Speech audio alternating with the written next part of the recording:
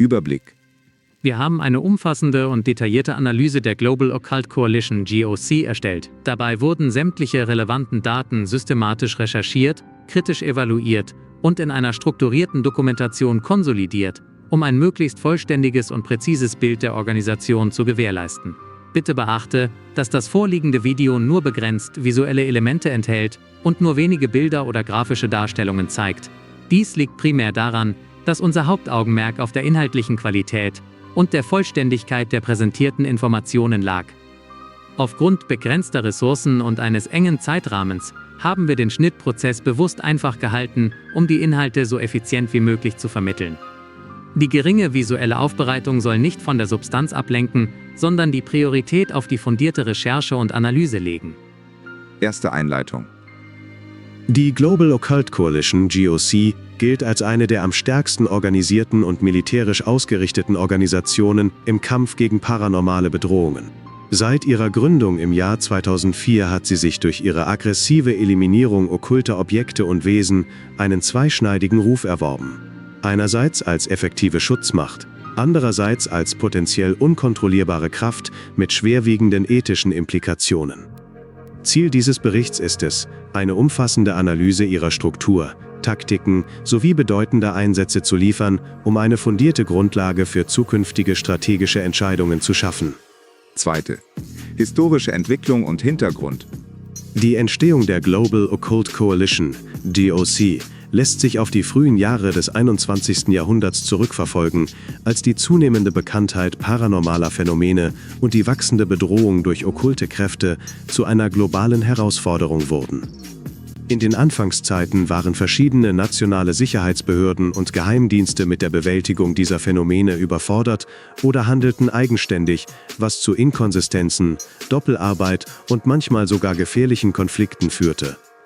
Die Notwendigkeit einer internationalen Koordination wurde immer offensichtlicher, insbesondere angesichts der globalen Natur vieler paranormaler Bedrohungen. Aus diesem Grund wurde die GOC im Jahr 2008 gegründet, zunächst als eine Art Koalition aus verschiedenen nationalen Organisationen, die sich zusammengeschlossen hatten, um eine gemeinsame Strategie im Umgang mit paranormalen Gefahren zu entwickeln. Die Organisation wurde von führenden Wissenschaftlern, Militärs und Okkultisten ins Leben gerufen, wobei das Ziel darin bestand, eine zentrale Instanz zu schaffen, die schnell und effektiv auf Bedrohungen reagieren kann. Im Laufe der Jahre entwickelte sich die GOC zu einer hochorganisierten und streng geheim gehaltenen Organisation mit eigenen Strukturen, Ressourcen und Einsatzkräften. Ein bedeutender Meilenstein in ihrer Entwicklung war die Einführung eines globalen Frühwarnsystems sowie spezialisierte Einheiten für unterschiedliche Arten paranormaler Phänomene. Die Organisation setzte frühzeitig auf eine radikale Herangehensweise. Sie entschied sich für die vollständige Zerstörung bedrohlicher Objekte oder Wesen, um Risiken für die Menschheit auszuschließen. Diese Strategie wurde durch mehrere erfolgreiche Einsätze untermauert, führte aber auch zu Kontroversen innerhalb der Organisation sowie in der Öffentlichkeit. Mit wachsendem Einfluss expandierte die GOC ihre Aktivitäten international und schuf Partnerschaften mit Regierungen und militärischen Bündnissen. Gleichzeitig blieb sie stets in der Defensive gegenüber anderen Organisationen mit unterschiedlichen Philosophien im Umgang mit Paranormalem. Während einige Gruppen wie die SCP Foundation eher auf Erforschung und Bewahrung setzen, vertritt die GOC eine klare Maxime der Eliminierung aller Bedrohungen. Ein Ansatz, der sowohl ihre Effektivität als auch ihre Kritik hervorrief. In den letzten Jahren hat sich die Organisation zudem an technologische Innovationen angepasst, um ihre Einsatzfähigkeit zu verbessern. Dazu gehören fortschrittliche Überwachungssysteme, spezielle Einsatzfahrzeuge sowie geheime Forschungsabteilungen zur Entwicklung neuer Neutralisierungsmethoden. Trotz ihrer Erfolge bleibt die GOC eine Organisation im ständigen Wandel, deren Geschichte geprägt ist von dem Balanceakt zwischen Effizienz im Kampf gegen das Paranormale und den ethischen Herausforderungen ihrer radikalen Methoden. Dritte. Organisation und Struktur. Die Organisation der Global Occult Coalition (GOC) ist äußerst komplex und streng hierarchisch aufgebaut, um eine effiziente Koordination ihrer globalen Operationen zu gewährleisten. An der Spitze steht das sogenannte High Command, ein kleines, hochselektives Gremium aus etwa 12 Mitgliedern, die sowohl militärische Strategen, Wissenschaftler als auch politische Vertreter umfassen. Dieses Gremium trifft alle strategischen Entscheidungen, legt operative Prioritäten fest und überwacht die Umsetzung der Missionen. Die Mitglieder des High Command sind in der Regel langjährige Veteranen mit tiefgreifender Erfahrung im Umgang mit paranormalen Phänomenen sowie in militärischer Führung. Unterhalb des High Command existieren mehrere regionale Kommandostrukturen, die jeweils für bestimmte Kontinente oder größere geografische Gebiete verantwortlich sind. Diese regionalen Kommandos operieren autonom innerhalb ihrer Zuständigkeitsbereiche, berichten jedoch regelmäßig an das High Command. Sie koordinieren lokale Einsätze, Ressourcenverteilung und Personalplanung. Jedes regionale Kommando verfügt über eine eigene Leitungsebene, bestehend aus einem Kommandanten und mehreren Stabsmitgliedern, die für die operative Planung zuständig sind. Die eigentliche operative Kraft der GOC besteht aus spezialisierten Divisionen, die jeweils auf bestimmte Aufgabenfelder fokussiert sind. Die bekannteste ist die Operative Einsatzgruppe, OEG, eine hochtrainierte Militäreinheit aus Elitesoldaten, die bei kritischen Einsätzen vor Ort eingesetzt werden. Diese Einheiten sind mit modernster Ausrüstung ausgestattet. Sie verwenden spezielle Waffen wie antimystische Projektile, chemische Agenzien zur Neutralisierung okkulter Wesen sowie tragbare Detektionsgeräte wie den Spectra X-Scanner. Die OEG ist in der Lage, schnell auf Bedrohungen zu reagieren und komplexe Einsätze durchzuführen. Die Forschung und Entwicklung, F&E, bildet eine weitere zentrale Säule der Organisation. Diese Abteilung arbeitet an der Entwicklung neuer Technologien zur Erkennung, Eindämmung und Vernichtung paranormaler Objekte oder Wesen. Dazu gehören Geräte wie das Null Field Generator System, das geistige Manifestationen abschirmt, sowie spezielle chemische Substanzen zur Neutralisierung von okkulten Artefakten. Die F&E-Abteilung unterhält enge Kooperationen mit militärischen Einrichtungen sowie privaten Auftragnehmern. Ihre Labore befinden sich meist in geheim gehaltenen Anlagen an abgelegenen Orten. Ein weiterer wichtiger Bereich ist die Containment- und Zerstörungseinheit. Diese Gruppe ist spezialisiert auf die physische Vernichtung gefährlicher Objekte oder Wesen. Sie nutzt eine Vielzahl an Methoden: Sprengstoffe mit antimystischer Beschichtung, biologische Agenzien zur Eliminierung lebender Entitäten sowie thermobarische Waffen gegen große Gruppen von Kreaturen. Bei besonders mächtigen oder unkontrollierbaren Phänomenen greifen sie auch auf experimentelle Technologien zurück. Neben diesen operativen Einheiten gibt es noch spezialisierte Abteilungen für Logistik und Unterstützung sowie für Informations- und Spionagedienste. Die Logistik sorgt für den Nachschub an Waffen, Munition und Versorgungsgütern. Sie betreibt geheime Lagerhäuser weltweit. Die Spionagedivision überwacht andere Organisationen, insbesondere konkurrierende paranormale Gruppen, sammelt Informationen über potenzielle Bedrohungen und führt verdeckte Operationen durch. Die gesamte Organisation legt großen Wert auf Geheimhaltung. Viele ihrer internen Strukturen sind nur wenigen Schlüsselpersonen bekannt. Ihre Kommunikation erfolgt verschlüsselt über speziell gesicherte Kanäle. Bei sensiblen Einsätzen werden nur minimal notwendige Informationen weitergegeben. Zudem unterhält die GOC eine Reihe von verdeckten Einrichtungen in verschiedenen Ländern, deren Standorte nur den höchsten Ebenen bekannt sind. Insgesamt lässt sich sagen, dass die GOC trotz ihrer strengen Hierarchie äußerst flexibel agiert. Durch ihre dezentrale Struktur kann sie schnell auf Bedrohungen reagieren und ihre Ressourcen effizient einsetzen.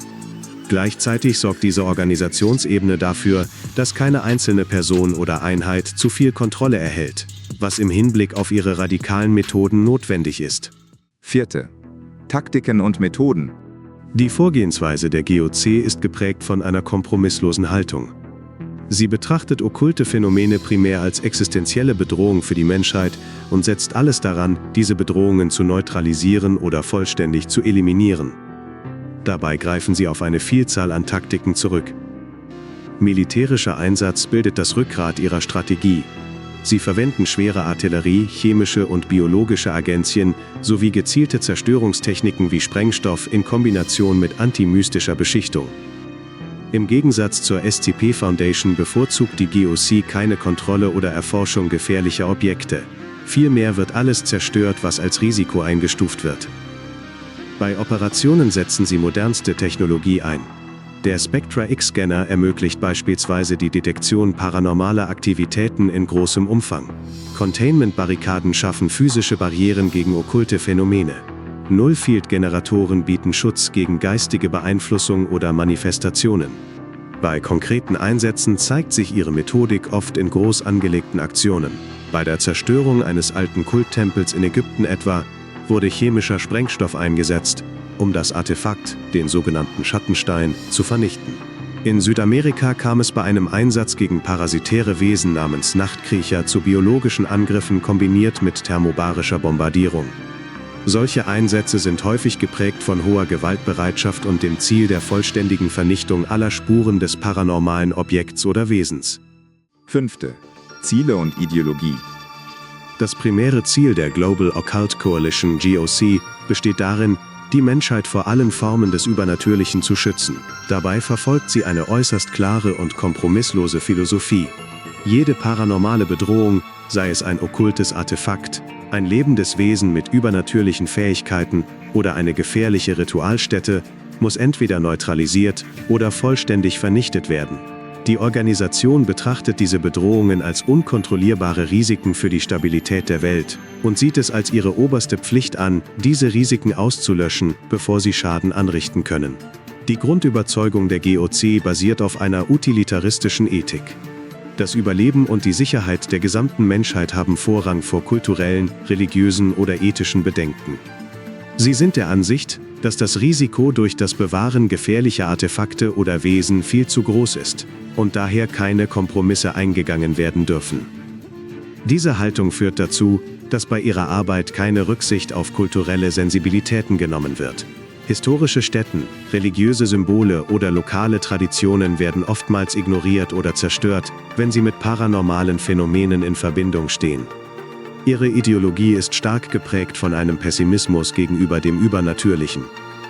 Die GOC glaubt fest daran, dass okkulte Kräfte grundsätzlich unkontrollierbar sind und nur durch vollständige Vernichtung gebändigt werden können. Sie sehen sich selbst als die letzte Verteidigungslinie gegen eine potenzielle Apokalypse, die durch unkontrollierte magische oder außerirdische Einflüsse ausgelöst werden könnte. In diesem Sinne betrachten sie ihre Mission auch als präventiv. Es ist besser, alles zu eliminieren, was Gefahr birgt, auch wenn dies bedeutet, schwere Eingriffe in kulturelle Erben oder zivile Strukturen vorzunehmen. Ein weiterer zentraler Aspekt ihrer Ideologie ist die Ablehnung jeglicher Form von Kontrolle über das Paranormale durch andere Organisationen wie die SCP Foundation. Während letztere oft auf Erforschung und sichere Aufbewahrung setzen, vertritt die GOC die Auffassung, dass nur vollständige Zerstörung dauerhaft Schutz bieten kann. Sie argumentieren, dass das Bewahren okkulter Objekte nur dazu führt, dass diese weiterhin eine Gefahr darstellen, sei es durch unbeabsichtigte Freisetzung oder Missbrauch. Diese radikale Haltung spiegelt sich auch in ihrer Einstellung gegenüber Kulten und Sekten wider. Sie sehen diese Gruppen als akute Bedrohung an und gehen bei deren Bekämpfung äußerst hart vor. Oftmals werden ganze Gebiete verwüstet oder Kultstätten zerstört, um sicherzustellen, dass keine Gefahr mehr besteht. Dabei schrecken sie auch vor extremen Maßnahmen nicht zurück, etwa chemischen Angriffen auf religiöse Zeremonien oder biologischen Mitteln gegen lebende Wesen. Insgesamt lässt sich sagen, dass die GOC eine Organisation ist, deren Handeln von einer kompromisslosen Sicherheits- und Schutzmaxime getrieben wird. Ihre Prinzipien basieren auf der Überzeugung, dass das Übernatürliche grundsätzlich gefährlich ist und nur durch totale Vernichtung unter Kontrolle gehalten werden kann. Ethik wird dabei zugunsten der Effektivität geopfert. Ihre Mission ist eine absolute Verteidigung der Menschheit gegen alles Übernatürliche, koste es, was es wolle. 6. Bekannte Einsätze und Operationen. Zu den bedeutendsten bekannten Einsätzen zählt Operation Tempelsturm im Jahr 2010 in Ägypten.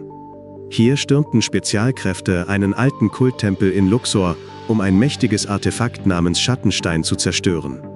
Durch chemische Agenzien wurde das Objekt vernichtet. Dabei kam es zu erheblichen Gebäudeschäden und zivilen Opfern.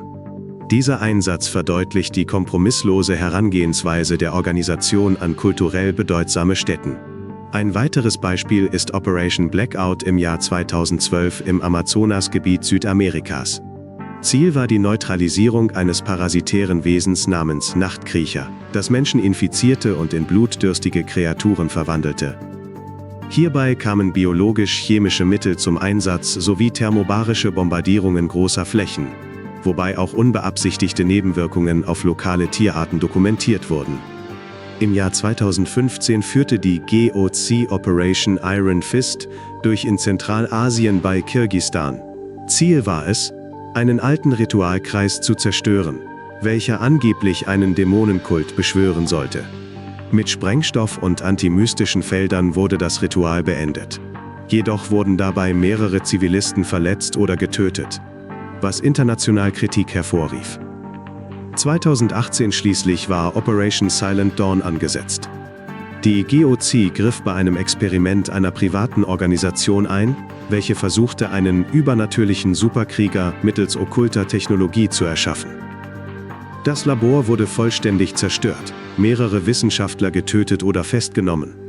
Das Projekt galt als akute Gefahr für die öffentliche Sicherheit. 7. Beziehungen zu anderen Organisationen. Das Verhältnis zwischen der Global Occult Coalition, GOC, und anderen paranormalen Organisationen ist geprägt von einer Mischung aus Kooperation, Konkurrenz und Konflikt. Während beide Organisationen das Ziel verfolgen, paranormale Bedrohungen zu kontrollieren oder zu neutralisieren, unterscheiden sich ihre Philosophien, Methoden und strategischen Ansätze erheblich, was häufig zu Spannungen führt. Die bekannteste Organisation im Vergleich zur GOC ist die SCP Foundation. Während die Foundation primär auf Erforschung, Dokumentation und sichere Aufbewahrung paranormaler Objekte setzt, verfolgt die GOC eine radikalere Strategie: vollständige Zerstörung aller Bedrohungen. Diese grundsätzliche Differenz führt oft zu Konflikten. Die Foundation sieht in der GOC eine potenzielle Gefahr durch deren aggressive Vorgehensweise, da diese unbeabsichtigte Freisetzungen oder Eskalationen provozieren könnte. Umgekehrt betrachtet die GOC die Foundation manchmal als zu zögerlich oder unentschlossen im Umgang mit extrem gefährlichen Phänomenen. Trotz dieser Differenzen gibt es gelegentlich temporäre Kooperationsvereinbarungen bei besonders kritischen Einsätzen, bei denen schnelle Zerstörung notwendig ist. Neben der SCP Foundation bestehen Beziehungen zu nationalen Sicherheitsbehörden und Regierungen.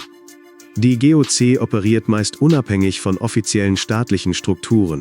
Doch in einigen Fällen arbeitet sie eng mit Geheimdiensten zusammen, insbesondere wenn es um den Schutz nationaler Interessen vor paranormalen Bedrohungen geht. Diese Zusammenarbeit ist jedoch stets geheim gehalten. Offizielle Verlautbarungen sind selten. Die Organisation legt großen Wert auf Autonomie und Kontrolle ihrer Operationen, weshalb sie nur begrenzte Informationen an Regierungen weitergibt. Private paranormale Gruppen werden von der GOC meist als Bedrohung eingestuft. Viele dieser Gruppen versuchen, okkulte Artefakte zu sammeln oder Experimente durchzuführen. Aktivitäten, die für die GOC ein hohes Risiko darstellen. Bei Verdacht auf illegale oder gefährliche Aktivitäten greifen sie präventiv ein. Sie infiltrieren diese Gruppen, zerstören ihre Einrichtungen oder eliminieren Schlüsselpersonen. Dabei setzen sie auf verdeckte Operationen ein, um keine Aufmerksamkeit auf sich zu ziehen. Ein weiterer wichtiger Aspekt sind konkurrierende Organisationen wie die Order of the Black Sun oder andere okkulte Sekten, die versuchen, paranormale Kräfte für eigene Zwecke zu nutzen. Die GOC betrachtet diese Gruppen als akute Bedrohung und bekämpft sie rigoros. In manchen Fällen kommt es zu direkten Konfrontationen oder Sabotageakten gegen deren Infrastruktur. Internationale Zusammenarbeit ist ebenfalls vorhanden, allerdings stark eingeschränkt durch geopolitische Interessen und Geheimhaltungserfordernisse. Die GOC unterhält geheime Abkommen mit einigen Ländern zur gemeinsamen Bekämpfung besonders gefährlicher Phänomene. Diese Abkommen sind jedoch nur wenigen hochrangigen Mitgliedern bekannt und werden nur bei Bedarf aktiviert. Nicht zuletzt besteht eine gewisse Rivalität mit Organisationen wie der Serpent's Hand, einer Gruppe von Überlebenden okkulter Kulte und Magier, die sich gegen die Zerstörungsmaxime der GOC stellen und stattdessen für Bewahrung und Kontrolle eintreten. Diese Gruppen sehen in der radikalen Haltung der GOC eine Gefahr für das kulturelle Erbe sowie individuelle Rechte.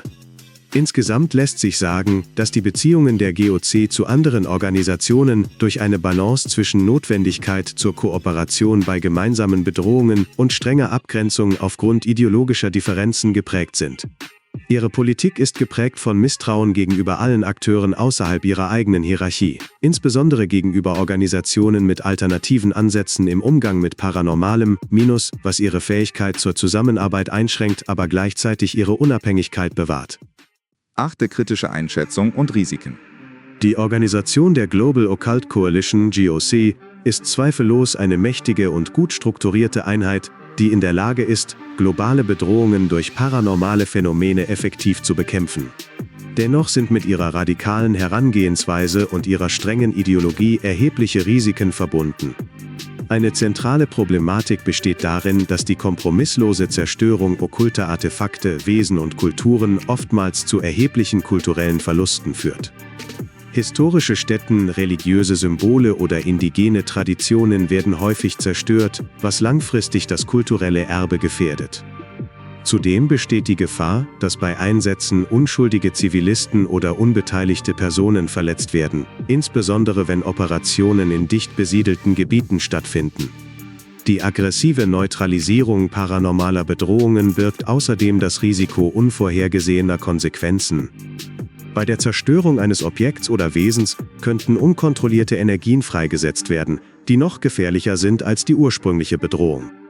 Es besteht auch die Gefahr, dass bei Eingriffen in okkulte Strukturen unbeabsichtigt größere Katastrophen ausgelöst werden. Die Methoden der GOC sind oft extrem und beinhalten chemische oder biologische Agenzien sowie militärische Gewalt, was moralisch fragwürdig sein kann und zu öffentlichen Kontroversen sowie internem Dissens führt. Zudem besteht die Gefahr, dass solche Vorgehensweisen von anderen Organisationen oder Regierungen missbraucht werden könnten. Die hohe Geheimhaltung schützt vor Feinden, erschwert jedoch den Austausch von Informationen mit potenziellen Verbündeten oder internationalen Partnern, was dazu führen kann, dass wichtige Erkenntnisse verloren gehen oder Ressourcen ineffizient eingesetzt werden. Konflikte mit Organisationen wie der SCP Foundation oder okkulten Sekten können den Kampf gegen paranormale Bedrohungen zusätzlich behindern oder eskalieren lassen. Nicht zuletzt ist das Personal durch die extrem belastende Arbeit und hohe Verlustraten bei Einsätzen gefährdet. Dies kann langfristig die Einsatzfähigkeit der Organisation beeinträchtigen. 9. Schlussfolgerung und Empfehlungen. Angesichts dieser Analyse lässt sich feststellen, dass die GOC eine essentielle Rolle im Schutz der Menschheit vor paranormalen Gefahren spielt. Ihre Fähigkeit zur schnellen Reaktion und ihre rigorosen Maßnahmen haben in vielen Fällen Leben gerettet. Allerdings dürfen ihre radikalen Methoden und die damit verbundenen Risiken nicht unterschätzt werden. Es erscheint sinnvoll, künftig eine Balance zwischen Zerstörung und Bewahrung zu finden. In bestimmten Fällen könnte eine kontrollierte Erforschung oder sichere Aufbewahrung anstelle vollständiger Vernichtung möglich sein, insbesondere bei Artefakten mit historischem oder kulturellem Wert.